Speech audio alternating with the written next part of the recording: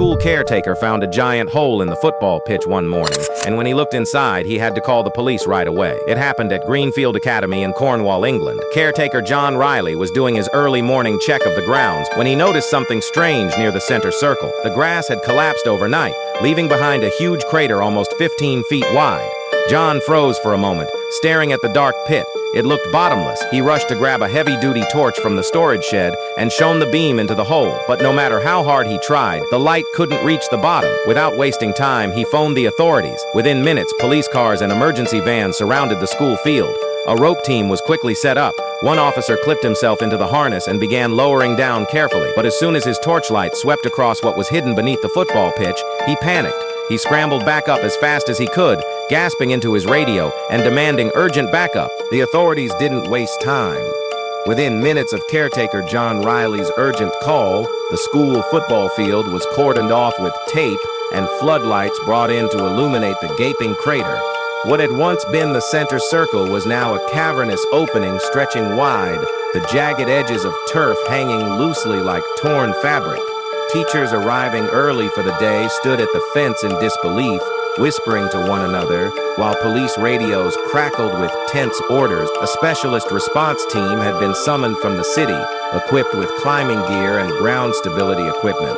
The sheer size of the hole had made it clear this wasn't an ordinary sinkhole. John, standing to the side with his arms crossed tightly, felt both anxious and curious as he watched the professionals prepare. One officer clipped into the ropes, adjusted his helmet, and began the careful descent. The beam of his torch cut through the darkness, bouncing off the uneven earth walls. John held his breath, trying to follow the officer's movements, though soon the light disappeared deeper and deeper into the void. A silence hung over the pitch, broken only by the sound of rope sliding through gloved hands. Then a sudden shout echoed from below.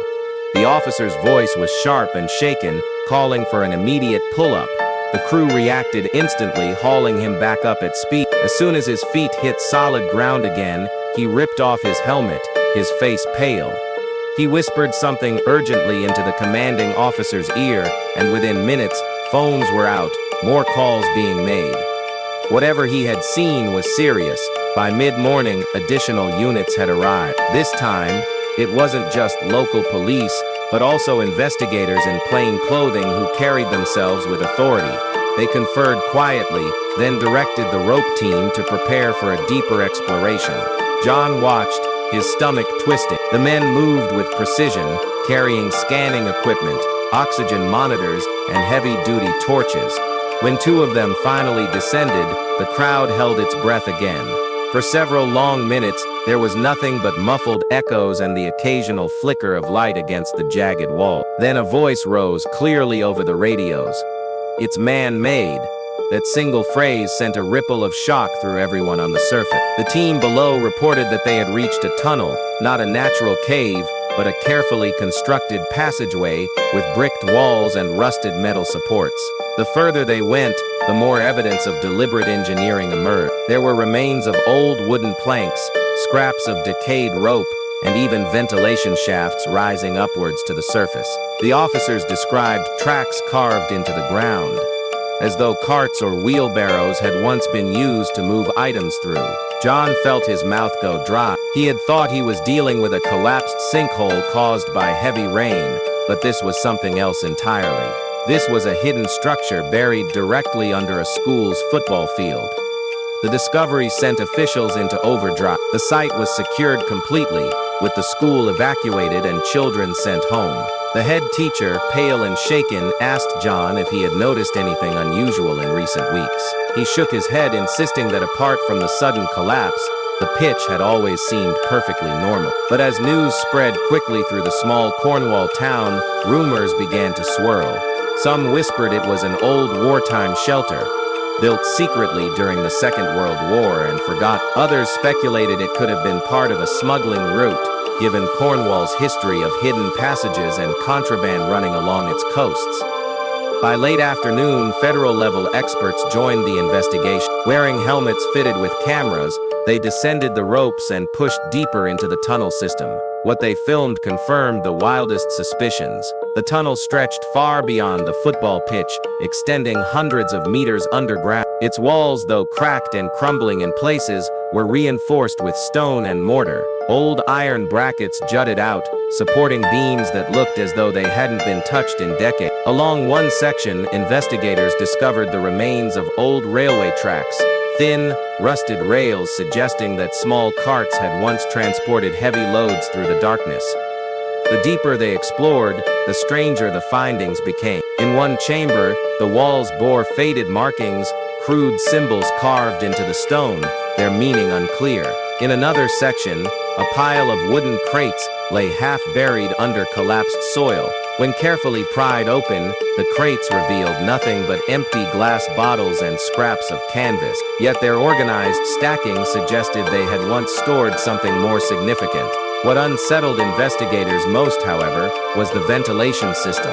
Long, rusting pipes stretched upward toward the surface, indicating that whoever built this network had intended it to last. This was not a hastily dug hideaway, but a complex design built with serious purpose.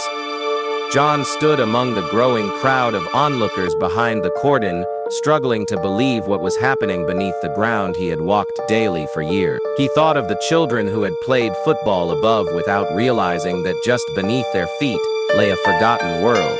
The police worked quickly, tracing maps, attempting to determine where the tunnel led. Ground-penetrating radar was brought in, scanning outward from the school. The results stunned them. The tunnel stretched toward the outskirts of town, its endpoint unclear but pointing toward the coast.